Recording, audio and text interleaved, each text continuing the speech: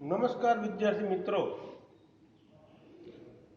આગળના લેક્ચરમાં ઓફલાઈન જ્યારે હતું એ વખતે આપણે કાર્બોક્સિલિક એસિડનો અણુભાર શોધવા માટેની સિલ્વર ક્ષાર પદ્ધતિ જોયેલી હતી અને એના ઉપરના દાખલાઓ છે, એક્ઝામ્પલ્સ છે, એ આપણે જોયેલા હતા. હવે આજે આ બીજા લેક્ચરમાં કાર્બનિક બેઝ હોય તો આ કાર્બનિક બેઝનો અણુભાર શોધવા માટેની ક્લોરોપ્લેટિનેટની રીત, it means chloroplatinate method for determination of molecular weight of an organic base.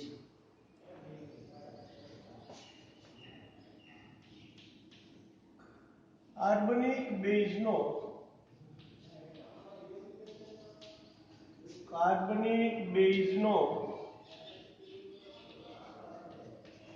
અણુભાર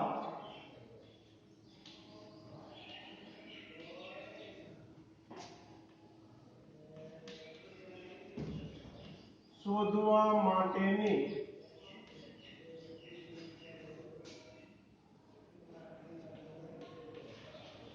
ક્લોરોપ્લેટિનેટ પદ્ધતિ.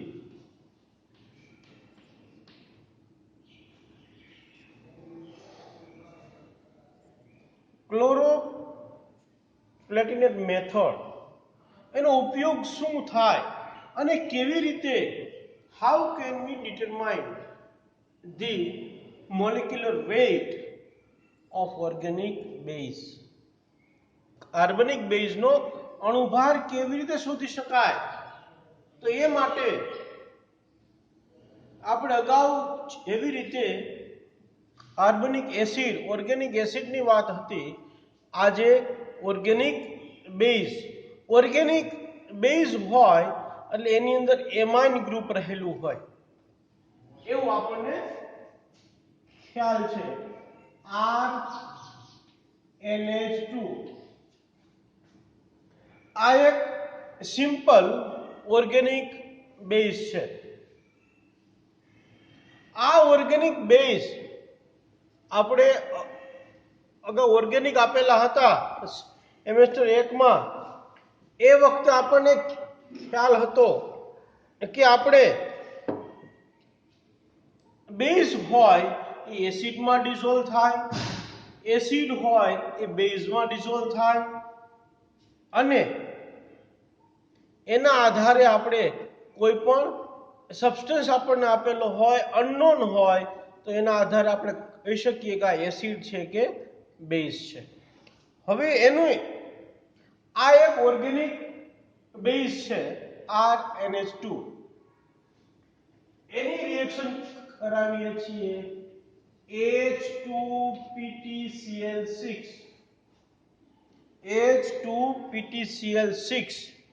આનું નામ છે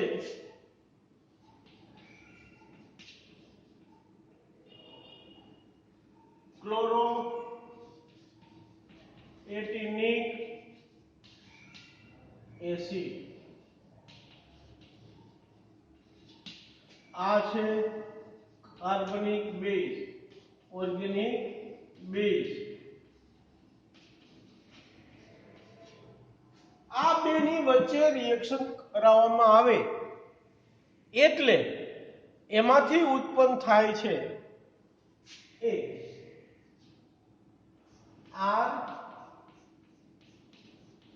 RNH2 2 times H2PtCl6. અહીંયા આવશે 2. આનું નામ કાર્બનિક બેઝનો ક્લોરોપ્લેટિનેટ ક્ષાર.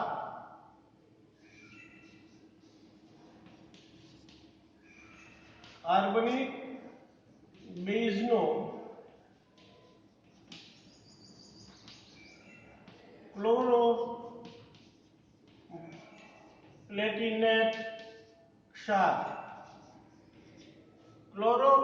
platinate salt of organic base.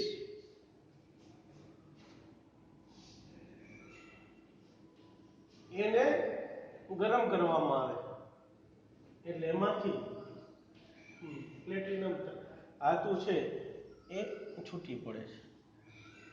હવે અહીંયા જે આપણે ઉમેરેલું છે H2PtCl6 હકીકતમાં એ ડાયરેક્ટ કે અવેલેબલ હોતું નથી કે આપણને ક્યાંય એ મળતું પણ નથી, પણ એ કેવી રીતે બનાવવામાં આવે છે તો એ માટે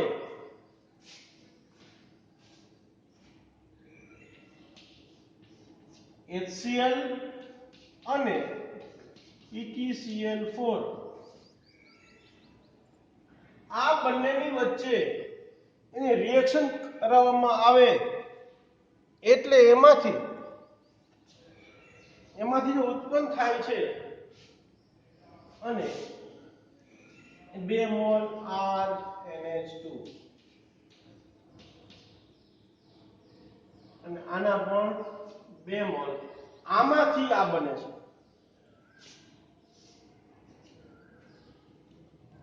એટલે RNH2 R બરાબર આલ્કાઇલ ગ્રુપ અથવા aryl group. Alkyl means methyl, ethyl, propyl, butyl એ બધા આલ્કાઇલ ગ્રુપ છે. અને એરાઇલ ગ્રુપ એટલે કે બેન્ઝીન રિંગ આવેલી હોય, બેન્ઝીન રિંગ આવેલી હોય એને એરાઇલ ગ્રુપ કહેવામાં આવે છે. તો આવો એક બેઝ લેવામાં આવે, આ બેઝની અંદર HCl ઉમેરો એટલે આ બેઝ છે એ ઓગળી જાય.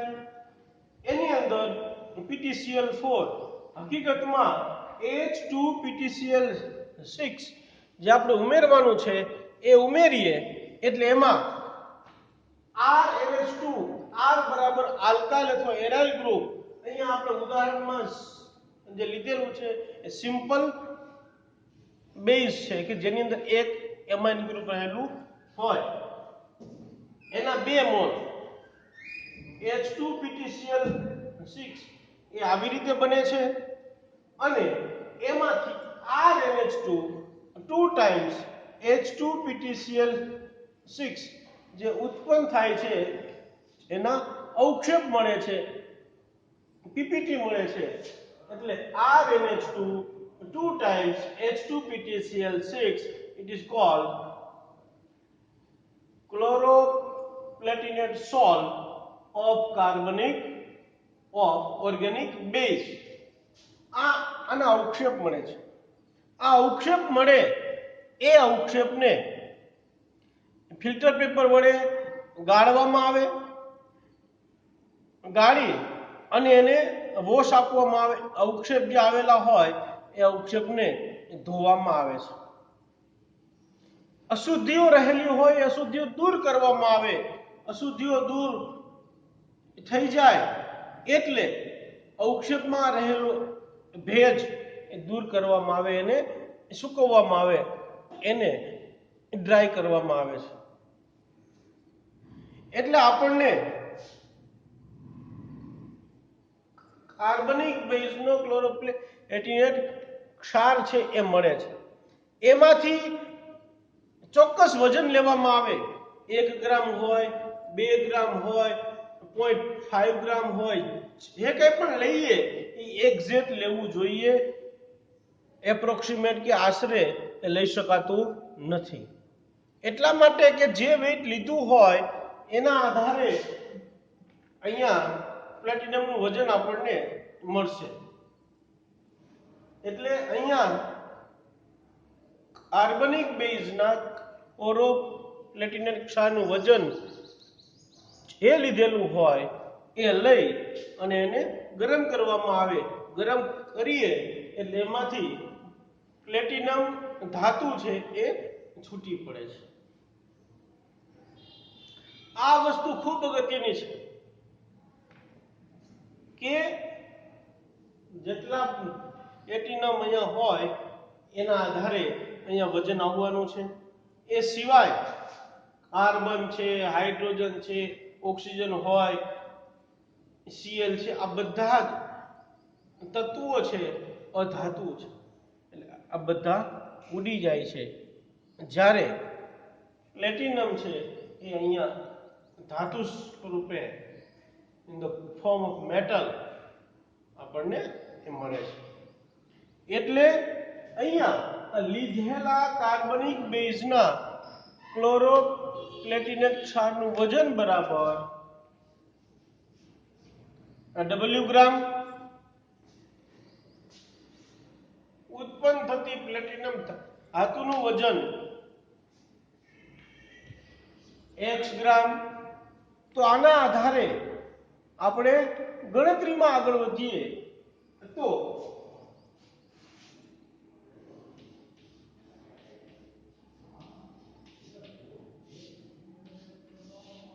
ગણતરીમાં 1 નંબરમાં આવશે લીધેલા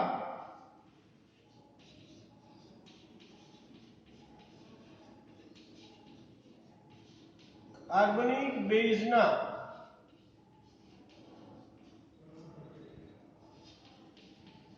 ક્લોરો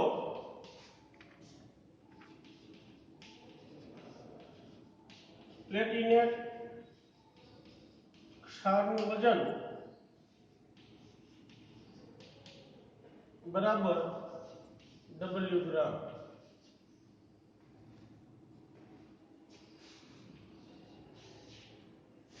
બે નંબરમાં ઉત્પન્ન થતી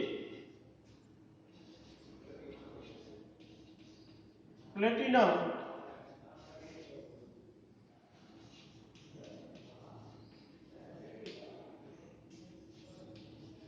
ધાતુનું વજન બરાબર x ગ્રામ.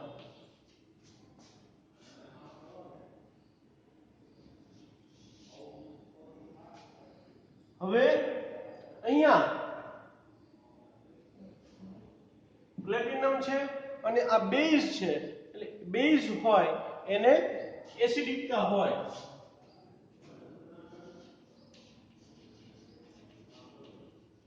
કાર્બનિક બેઝની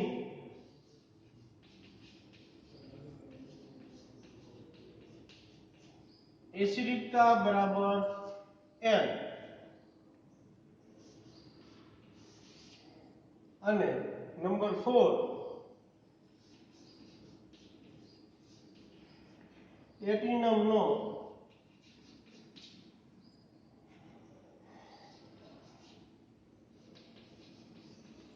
મૂલ્ય ભાર અથવા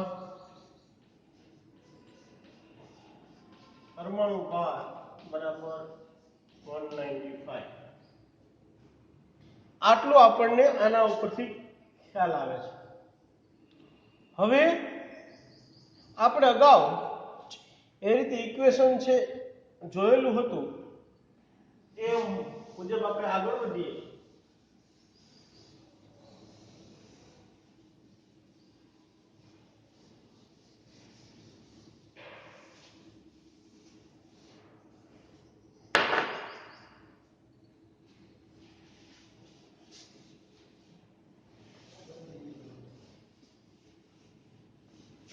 એટલે આપણને આઈડિયા આવે કે એની અંદર આ બેઝ છે તો આ બેઝ એના 2 મોલ છે.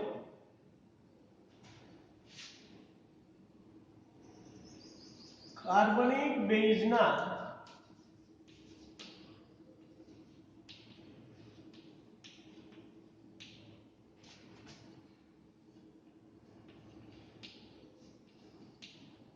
ક્લોરો પ્લેટિનેટ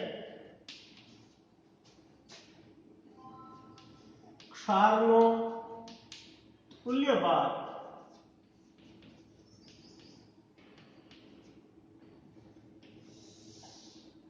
છેદમાં પ્લેટિનમનો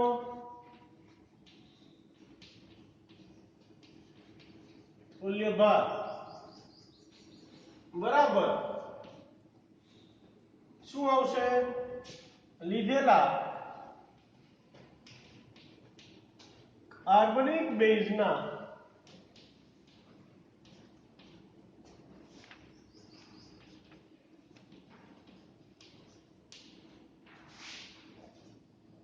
ક્લોરો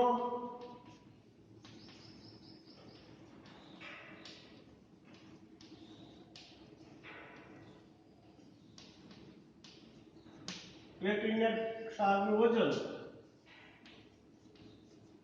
છેદમાં ઉત્પન્ન થતી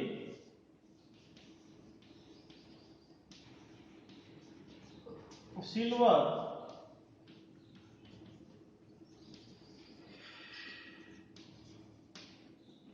ધાતુનું વજન. હવે કાર્બનિક બેઝના ક્લોરોપ્લેટિનેટ ક્ષારનો તુલ્ય ભાર એટલે કાર્બનિક બેઝના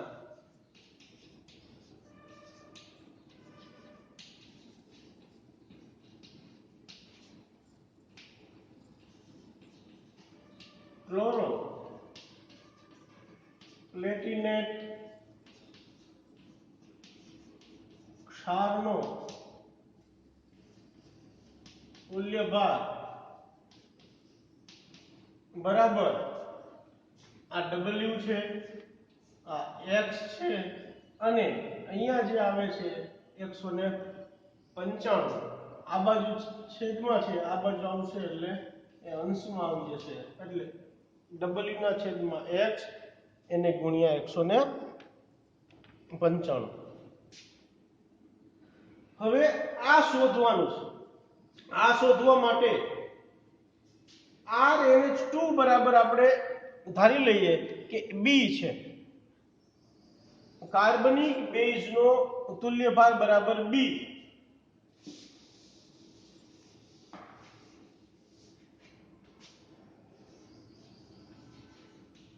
કાર્બનિક બેઝનો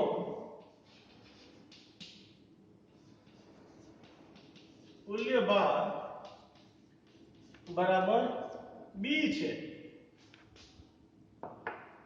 તો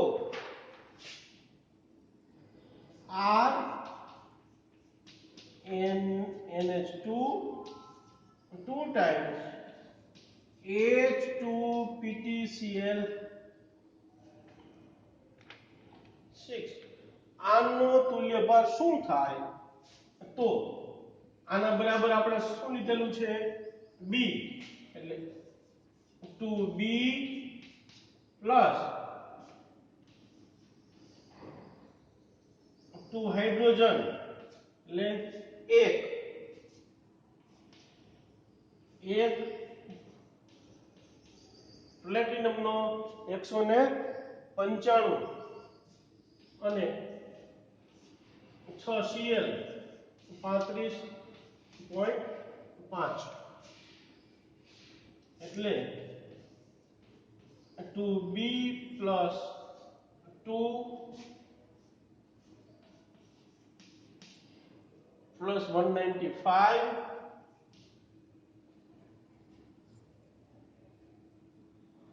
પ્લસ 6 Cl, 1 Cl નો છે 35.5, તો 6 Cl નો કેટલો થાય? 213.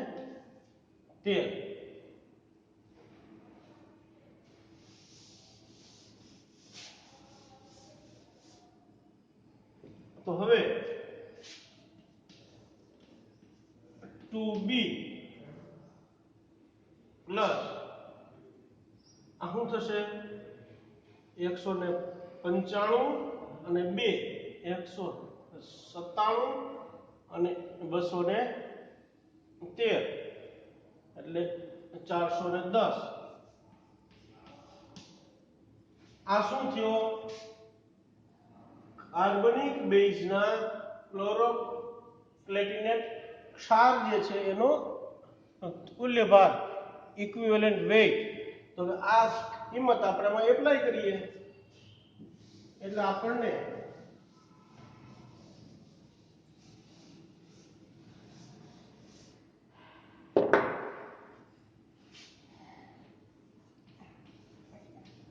B plus 410 is equal to w divided by x into 195.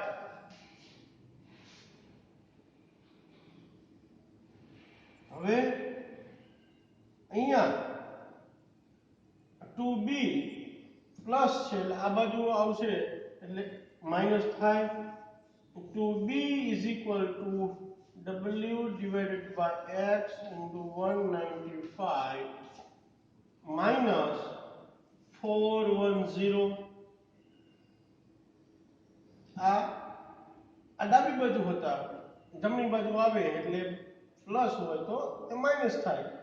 હવે આ બધાને બે વડે ડિવાઈડ કરીએ.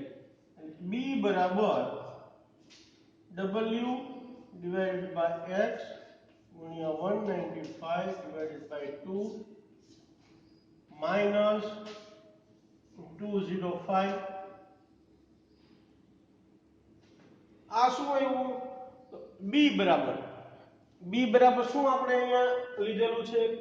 કાર્બનિક બેઝ નો તુલ્ય ભાર, equivalent weight of organic base, એટલે RNH2. આ જે બેઝ છે ઈ બેઝ નો તુલ્ય ભાર મળે છે. હવે આના ઉપરથી અણુભાર શોધવાનો હોય તો અણુભાર બરાબર તુલ્ય ભાર એને ગુણ્યા એસિડિકતા.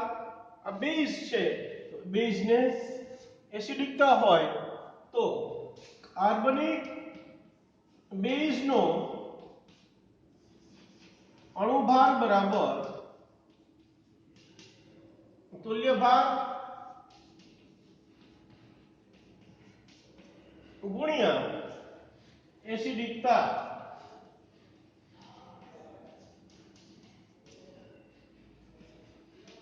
તુલ્ય ભાર શું છે? w છેદમાં x ગુણ્યા 195/2 એને ગુણ્યા n. એકમ થશે ગ્રામ પર મોલ. આ w x અને n ની કિંમત આપણને આપેલી હોય તો એના આધારે આપણે ગણતરી કરી અને કોઈ પણ ઓર્ગેનિક બેઝ આપણને આપેલો હોય તો ઓર્ગેનિક બેઝનો અણુભાર છે એ આપણે ઈઝીલી મેળવી શકીએ છીએ. તો હવે આના આધારે આના જે એક્ઝામ્પલ છે એ એક્ઝામ્પલ અહીંયા w/x ગુણ્યા 195/2 ઓછા 205 એને ગુણ્યા n ગ્રામ પર મોલ. તો આ ઇક્વેશન ઉપરથી આપણે કાર્બનિક બેઝનો અણુભાર છે એ શોધી શકીએ છીએ. હવે આના ઉપરના એક્ઝામ્પલ છે એમાંના એક એક્ઝામ્પલ આપણે અત્યારે અહીંયા સોલ્વ કરીએ છીએ અને એવી રીતે એક્ઝામની અંદર આપણે આન્સર આપવાનો રહે છે. દાખલાની રકમની અંદર આંકડા જે આપેલા હોય, કિંમત આપેલી હોય એ અલગ અલગ આવી શકે છે, પણ એની રીત છે, મેથડ છે એ તો એમનેમ જ રહેવાની છે. મેથડમાં કોઈ ફેર પડતો નથી. તો આપણે એક્ઝામ્પલ નંબર 1 કાર્બનિક બેઝનો અણુભાર શોધવા માટેની જે ક્લોરોપ્લેટની રીત હતી એનો એક્ઝામ્પલ નંબર 1 છે. એમાં આપણે આગળ વધીએ.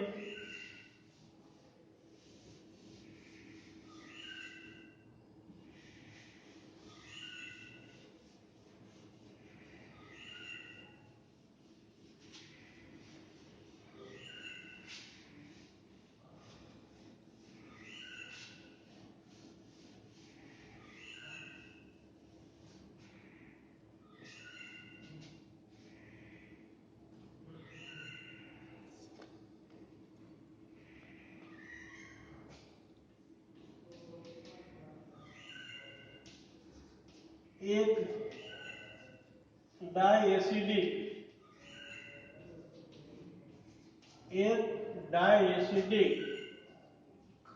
કાર્બનિક બેઝના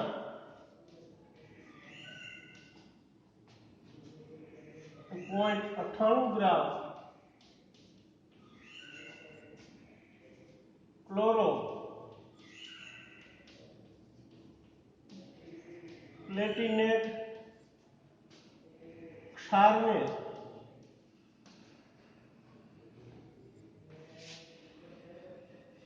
ગરમ કરવાથી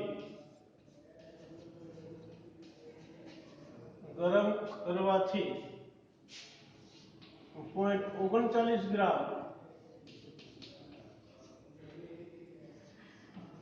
પ્લેટિનમ ધાતુ મળે છે તો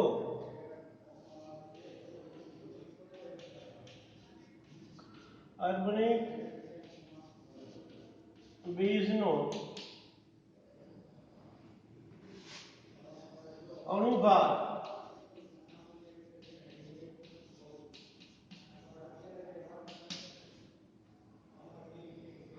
કાર્બનિક બેઝનો અણુભાર શોધો.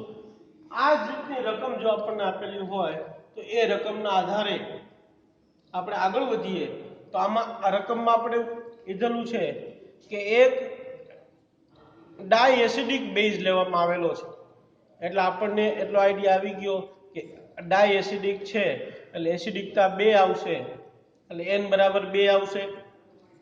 0.98 ગ્રામ કાર્બનિક બેઝ લીધેલો છે 0.98 ગ્રામ કાર્બનિક બેઝનો ક્લોરોપ્લેટિનેટ ક્ષાર લીધેલો છે એટલે W બરાબર 0.98 આવશે અને એમાંથી જે પ્લેટિનમ મળે છે 0.39 ગ્રામ છે એટલે x બરાબર 0.39 આવશે પણ એનો આન્સર આપણે આપવાનો રહીએ એ વખતે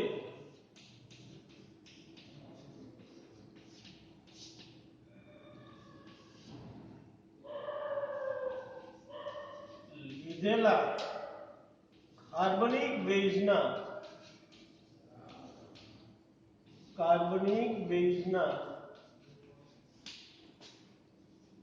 ક્લોરો પ્લેટિનેટ ક્ષારનું વજન W બરાબર 0.98 ગ્રામ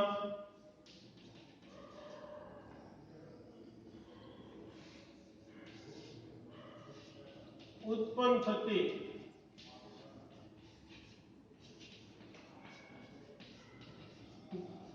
પ્લેટિનમ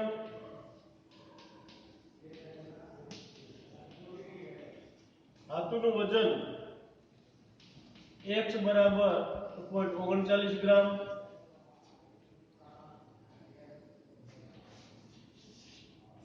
કાર્બનિક બેઝની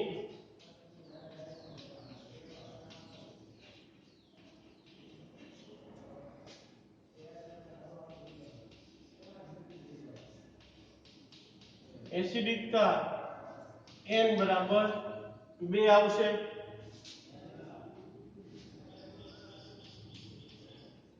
કાર્બનિક બેઝનો